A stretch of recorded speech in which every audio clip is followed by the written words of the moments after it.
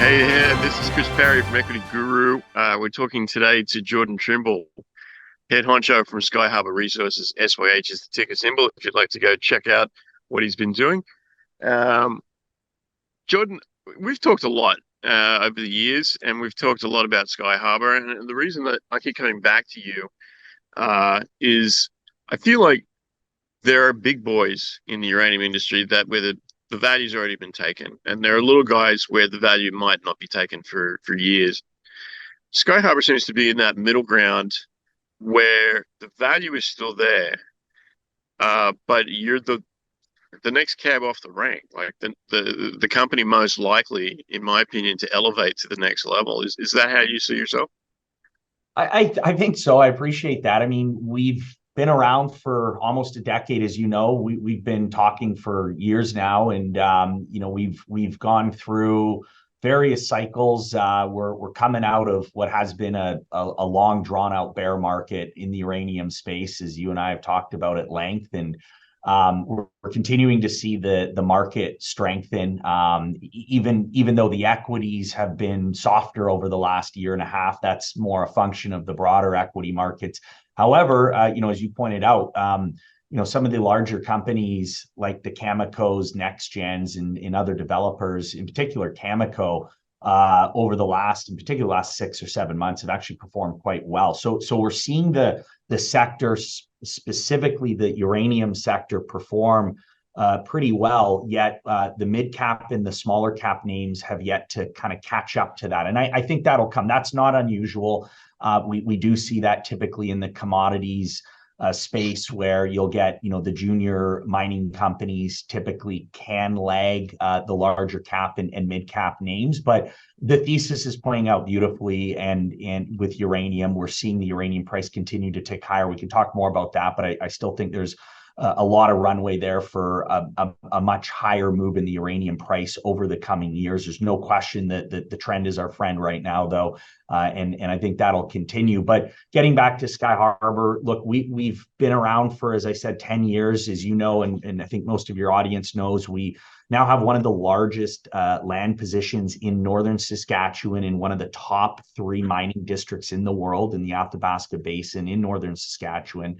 This is the highest grade depository of uranium in the world, and we now have interest in 24 projects totaling to over 518,000 hectares, or well over 1.2 million acres. So that makes us, by acreage, the 3rd largest mineral tenure holder in the region, behind Cameco and one other company.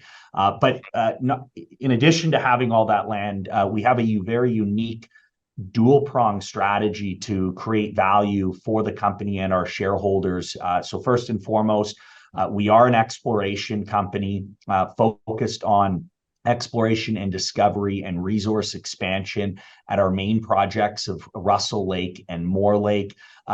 We have an ongoing 10,000-meter drill program at our Russell Lake project currently, which will provide ample news flow and results over the coming months. And we've also initiated a mineral resource estimate, 43101 compliant resource estimate, at our Moore Lake project. Both of these projects, and the 2 of them are adjacent to each other on the eastern side of the basin.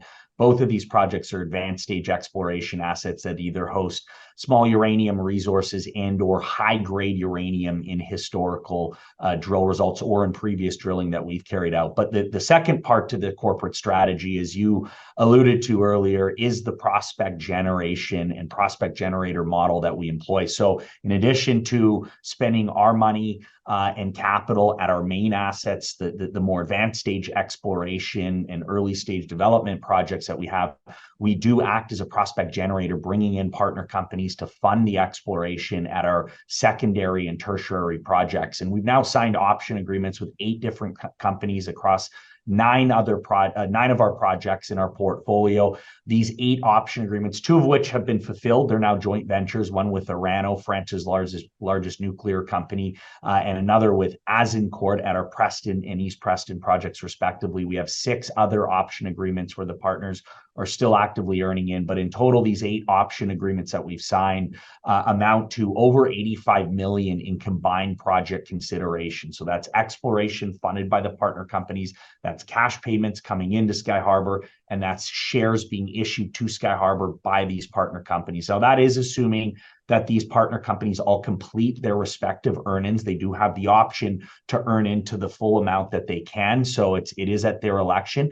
But assuming that they do, that's a significant amount of value coming in to the company and to our shareholders. It also provides lots of news flow with these other companies actively advancing these projects. And just in the next 2 years, again, assuming these companies make good on their earn-in requirements, Skyharbour would receive upwards of 12 million in cash and stock over the next 24 months. So that's more than enough to fund all of our operations, exploration, and various acquisitions that we're potentially looking at as we continue to add to our portfolio. So long-winded answer to your question there, but bottom line is, yeah, look, I think we've positioned the company going into this bull market now, in the early innings of this bull market to, continue to ride that trend of rising uranium prices.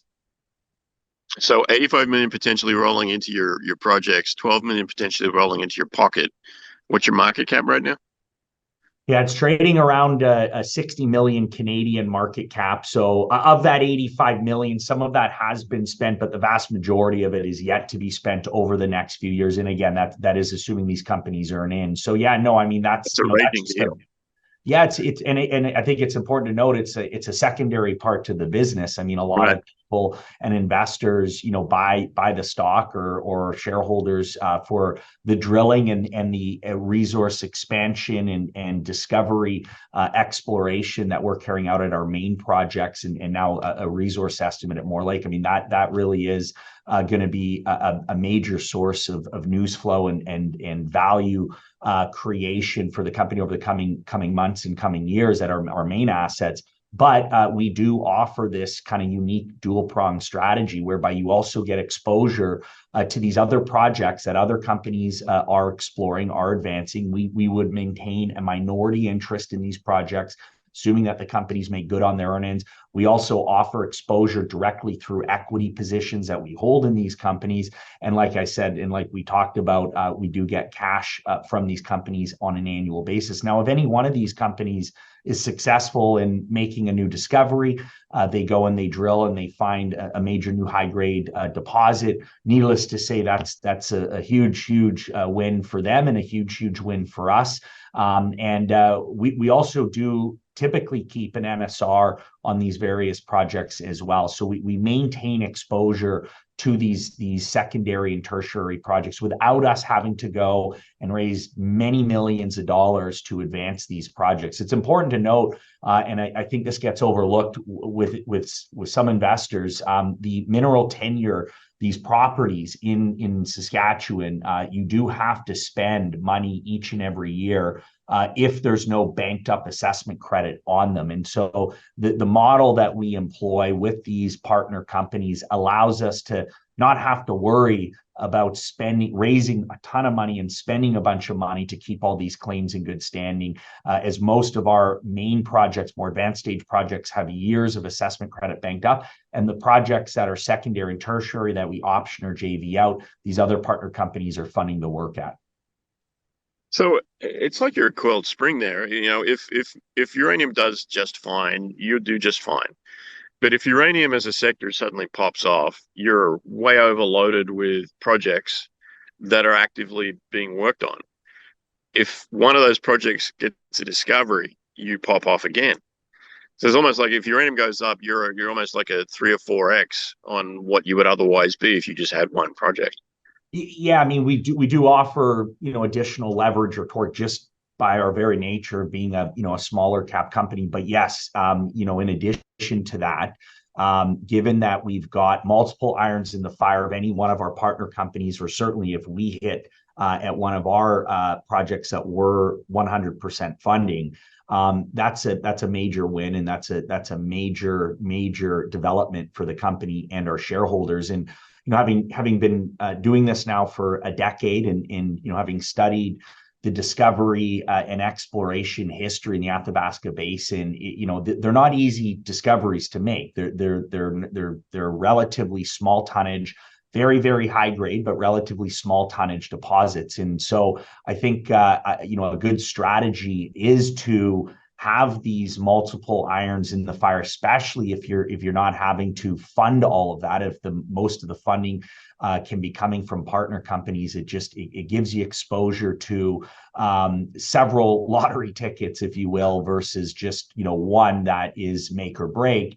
And so I think it's a good strategy. There's lots of optionality. It mitigates some risk for us and our shareholders, and it allows us to stay focused at our main projects. I mean, there's a reason we're drilling at Russell Lake. There's a reason we're working Moore Lake, continuing to advance these core assets. They are advanced stage exploration projects with multi-percent U3O8 in historical and previous drilling. In the case of Moore Lake, the highest grade drill result that we announced there several years ago was 21% U3O8 over 1.5 meters, 6% over 6 meters. More recently in the basement rocks, where we've just kind of more recently been drilling, we announced a drill hole that was 2 meters of 7% U3O8. So these are very rich zones of mineralization. And at our Russell Lake project, we just got to drilling there this year after acquiring the project, optioning it from Rio Tinto. Rio Tinto has now become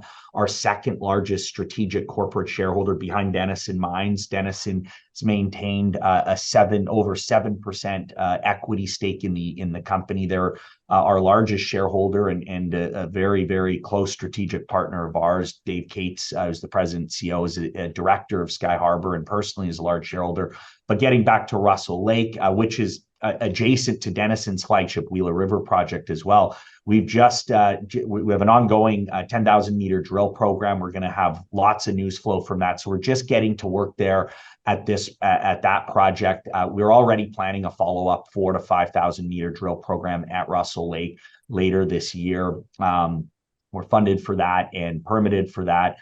We signed an exploration agreement earlier in the year with English River First Nations. The project is a very strategic land holding for the company, given it's just south of the McArthur River mine, northeast of the Key Lake Mill, and as I mentioned, adjacent to Wheeler River and adjacent to Moore Lake, our other flagship project as well.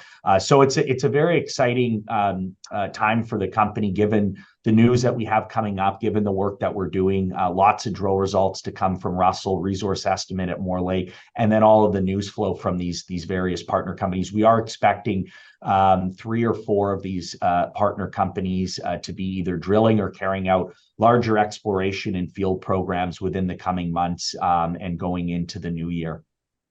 So this is really, and we talk about this a lot with small cap companies, like, where is the point where you need to get on the train because it's leaving the station? I feel like with all that you've said, and it has been a lot, if you need to take a drink of water and clear your throat, then that's fine.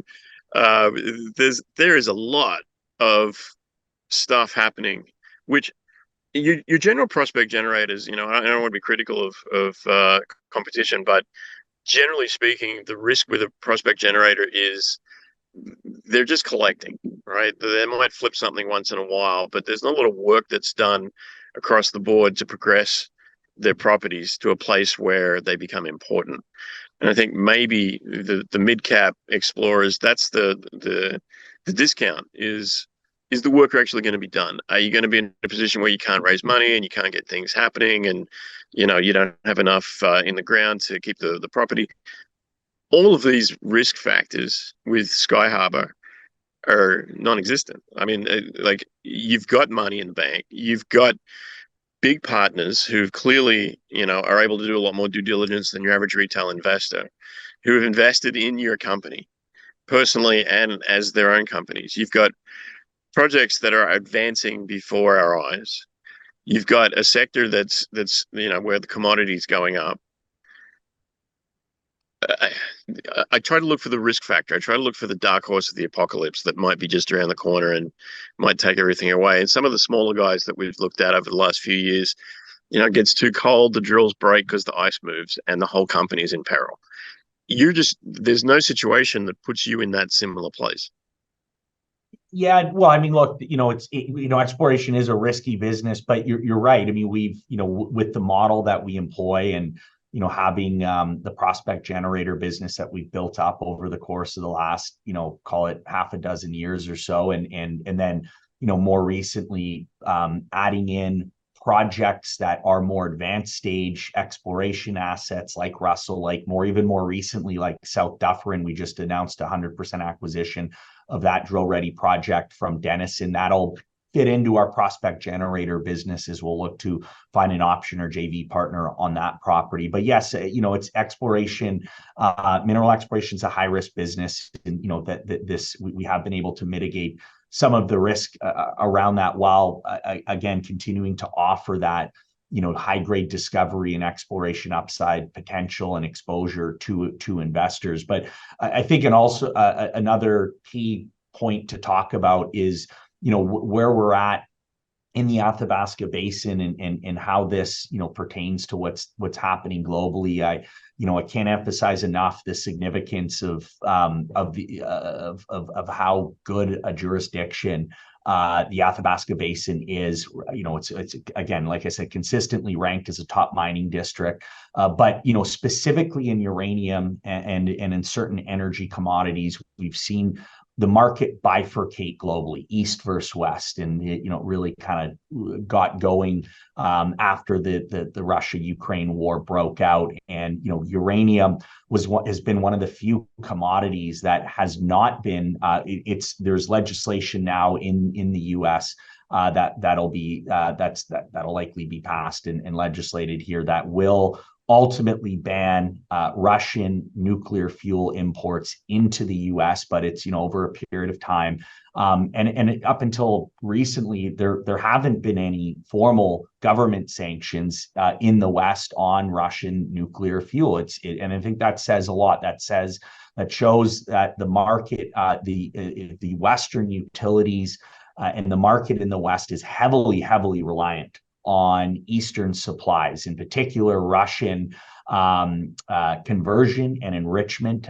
Russia represents 30 to 40% of the global conversion and enrichment markets. But if you look at the global primary mine supply in the yellowcake or U3O8 market, who's the largest producer? Well, it's Kazakhstan at over 40%. Russia and Uzbekistan on top of Kazakhstan represent collectively well over half of global primary mine supply. Now, Kazakh production has been able to make its way out west, but that's getting less and less certain each and every passing day. The means by which the Kazakhs and Kazatomprom would ship their material out to the west was very inexpensive.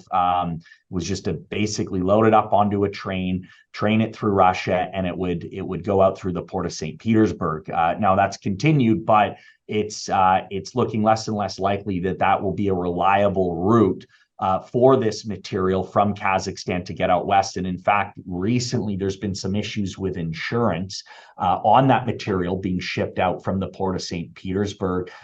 Tim Gitzel, the CEO of Cameco, announced recently on a call that any disruption to that route could be akin to the flood that we saw in Cigar Lake in 2006 in the mine, which was really a major supply side event and development disruption that led to much higher prices. So that's something to keep an eye on too. And you've seen recently, the Kazakhs have had to toe the line, but more recently we have seen, this Kazakh production looking like in the future, it'll be going to Russia, it'll be going to China. Less and less of it will be coming out west to Western Europe, Canada, and the US. We just saw Kazatomprom announce a major new contract with CNNC.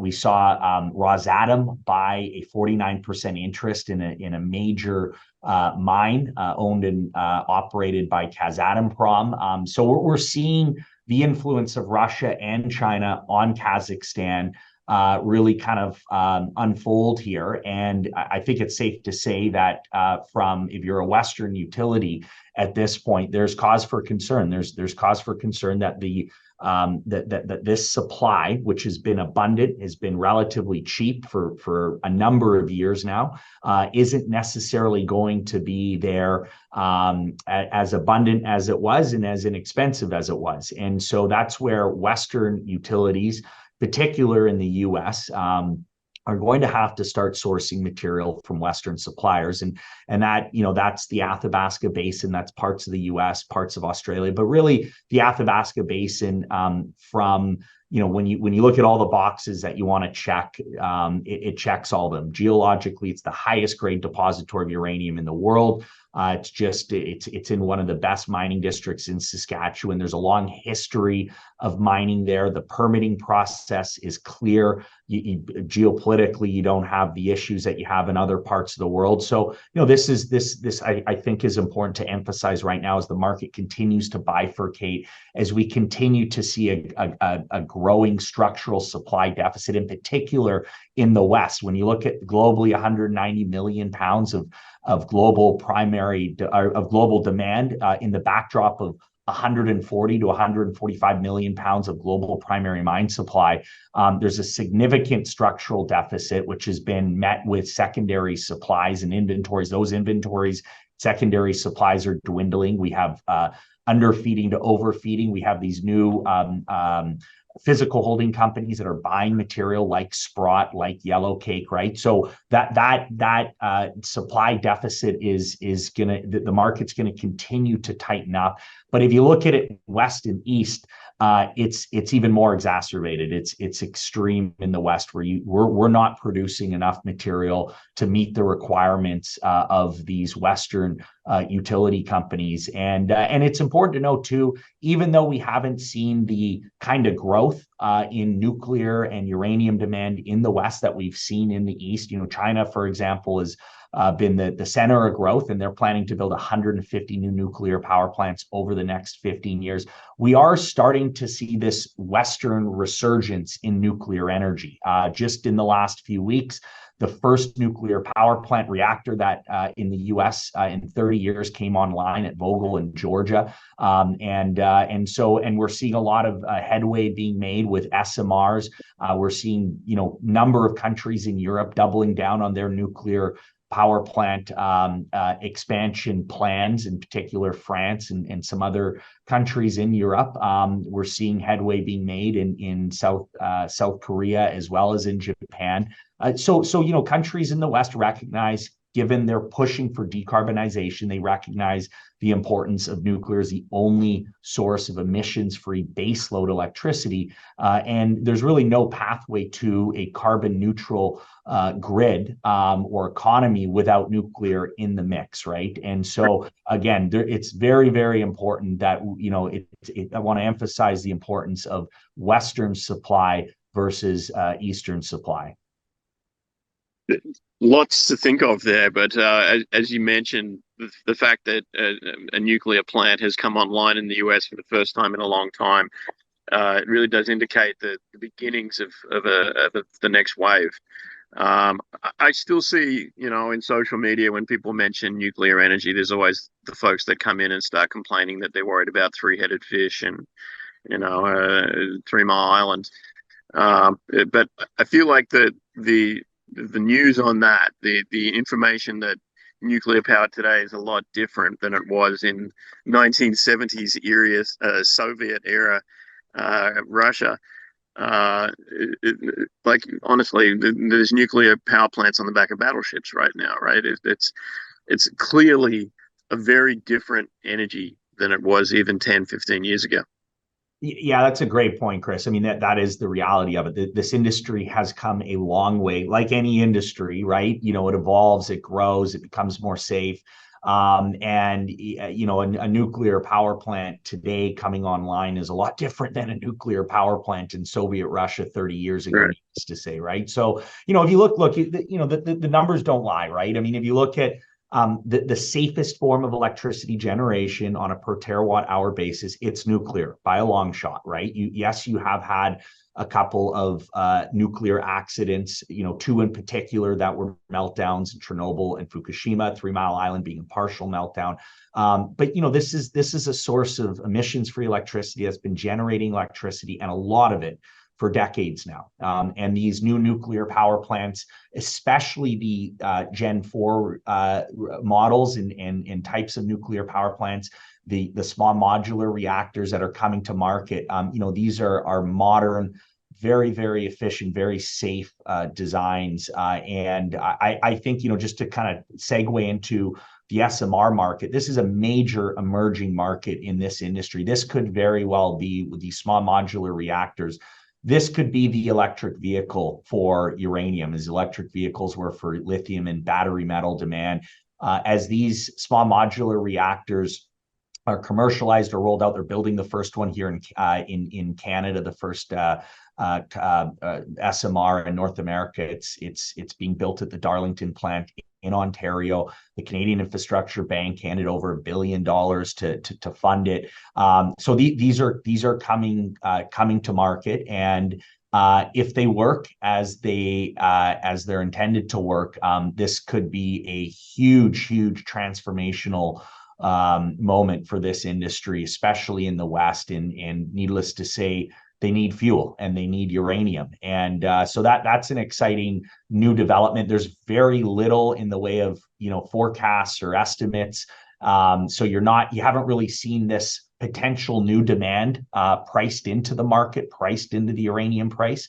So that's yet to come. So that's something to keep an eye on. But yes, this industry is a lot different and a lot safer than it was, even 20 or 30 years ago. For sure.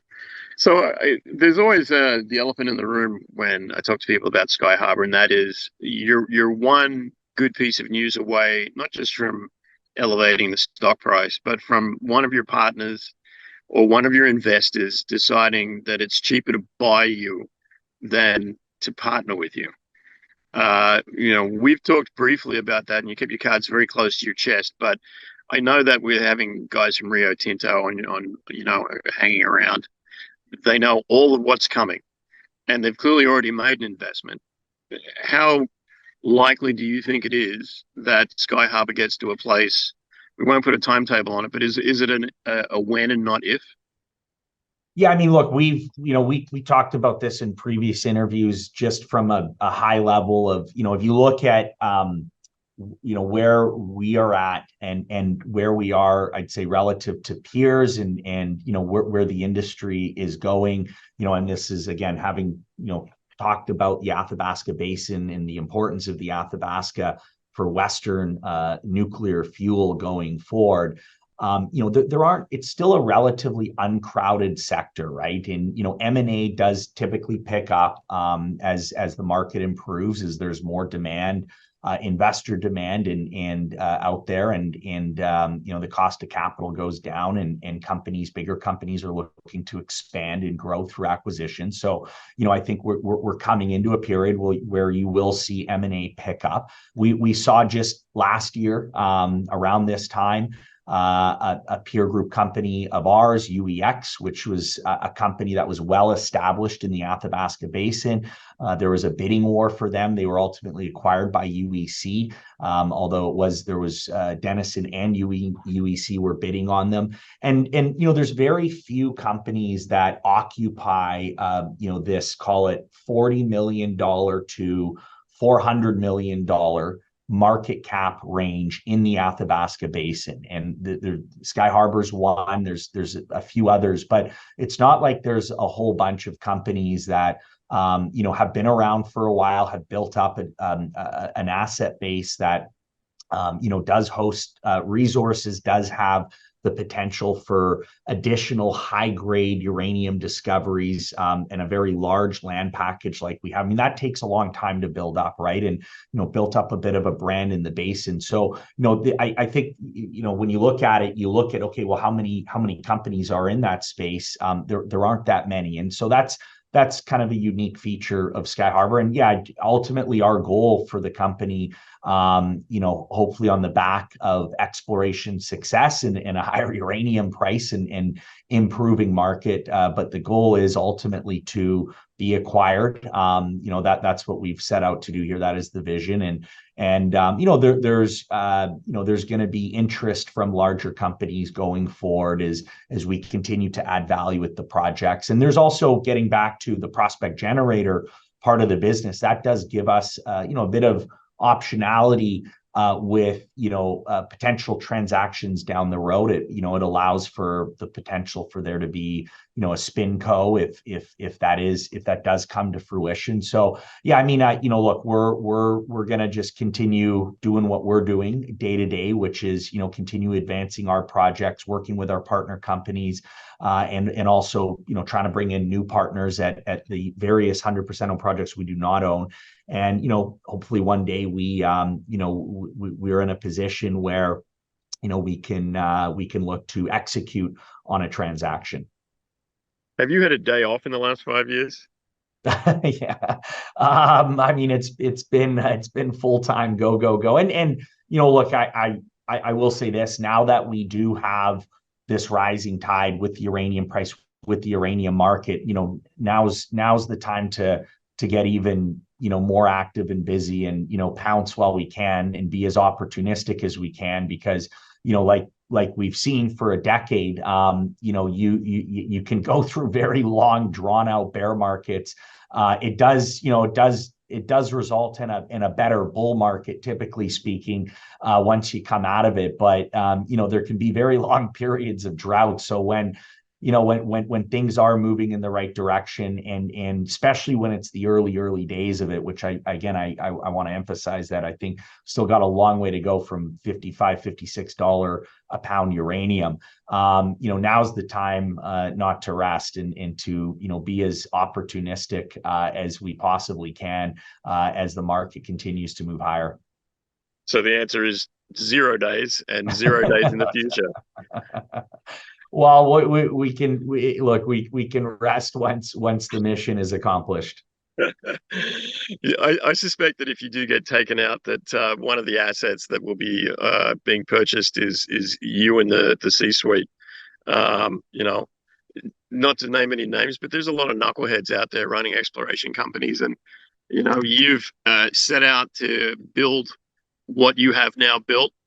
And I don't think there's been a place along the time that I've known you where you weren't the guy most likely to elevate your company to the next level. It's anytime there's a downward move on the share price, it's generally, I would say, to do with the price of uranium and the greater sector rather than your company, which I can't go 3 days without you putting news out of another acquisition of property or moving property forward or bringing on a partner. We talk to a lot of investors who struggle with exploration companies, and the biggest struggle is faith in the guy at the top, that he's actually doing what he says he's going to do. And man, you've got runs on the board. You've got big partners. They're right in your boardroom. It feels to me like, the ground is swelling, like something's coming. Yeah, and I appreciate all that. And yeah, no, I think it is. And again, we've been at it for a little while. And to be honest with you, I think we're just getting started. The market now is conducive to, as you pointed out, like we've got lots of news flow, we got lots going on. The market's come around and finally, even though we have had this period of kind of anemic softness in the broader equity markets, I think I think we'll be coming out of that even stronger here. And there's a seasonality too, just to comment on that. We Sure. are coming into a seasonally stronger period. You've got the World Nuclear Association Symposium in London in early September, which we'll be at. And September, October are usually stronger months for this sector. We've seen that historically. We've seen that the last few years, and so we've got lots on the horizon, as we've talked about. But I'm very excited for the prospects for this industry and this sector. I think we're still, again, we've got a long runway ahead, and I think we've got a lot of value to realize as we see that uranium price move higher.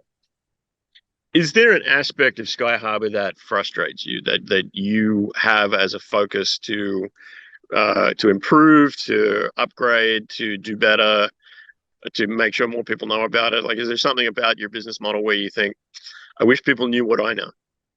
Yeah, I mean, I feel like there's always, as most CEOs will tell you, their company's undervalued, and they feel like they should, they wish the market could see what they see. But I mean, look, the market is, the market prices in what I think is on most companies. Yeah, there's situations where companies are undervalued or overvalued, but the market's the market. I mean, it is the consensus. And so I tried to kind of shy away from saying how grossly undervalued we are. I do say, as I will say, I think we offer a lot of very strong value proposition. And you can see with my shareholdings and my CDI filings that I've continue to add to my position. But yeah, I mean, look, there's, I'd say exploration and making new discoveries in the basin, as I pointed out earlier, it's not easy. There's, you got to know what you're doing. Our geological team has made discoveries in the past. Dave and Christine, know what they're doing. We've added to our geological team over the last several years, and I feel like we've got all the right ingredients. But you do need to go out there, do the work. There's a little bit of luck, obviously, involved with it, and so it can over the course of several years, it can be frustrating if new discoveries aren't being made. But that being said, you're not making new discoveries, and you're not adding value to the project without drilling it. And so that's one thing that we're focused on right now is advancing our Russell Lake project, advancing our Moore Lake project, having partners advance our other secondary and tertiary projects. Because the more that we put into those properties, or partners put into those properties, that much we do know that we can improve and increase the chances of a new discovery being made. Man, always a pleasure to talk to you. And whenever I get off a call with you, I always first thing I do is go check what my free cash position is, because I always come out thinking I really should just drop some money on Jordan's head. I appreciate It's it. like a mutual fund, right? Just leave it and forget it. It's not a trader necessarily, but you know, I used to call these things grandfather investments, where it's going to come some point in the next 2, 3, 5 years. It might come in 6 months, it might come in 6 days, but it's going to come. And Yeah. I think that it appears to me that you've got a good, strong shareholder base that agrees, that you agree yourself, that you've got other companies that are much larger than you that agree and are taking a place in you. And I got to think that if the Sprots of the world are actually buying physical uranium, that they think there's a really big cantilever moment happening where everything's going to start getting really interesting. Yeah, absolutely they do. And we're seeing that, one final comment on the market, we're seeing that play out, as I mentioned, with these larger cap equities and kind of like the Camecos of the world.